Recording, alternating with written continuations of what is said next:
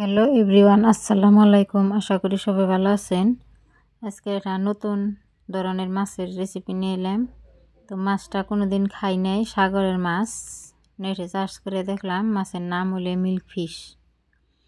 তো তার জন্যে মাছটা ভালো করে ভেজে নিলাম। মাছের বাসনাটা একদম ইলিশ মাছের মতনই।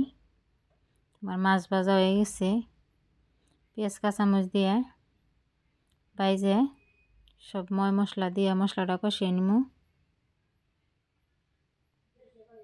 নিমক, মরিচ, হলদি, জিরা, ধনে সব কিছু দিয়ে দিলাম। মশলা কষানো হয়ে গেছে। সিম, বেগুন, আলু, টমেটো দিয়ে দিলাম।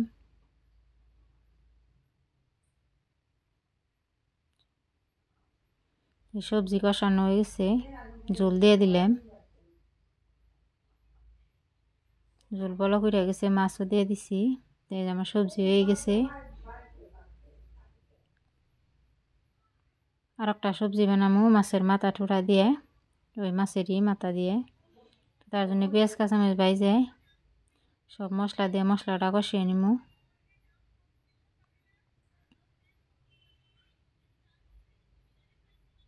আমার মশলা কষানো হয়ে গেছে।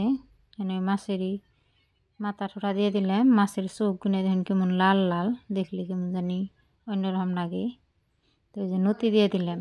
আসলে মাছের মাথা দিয়ে নতি ভেঙে রানলে বেশি ভালো লাগে, যেহেতু মাছটা একদম ইলিশ মাছের মতন বাসনা। তো এই যে ঝোল দিয়ে দিলাম।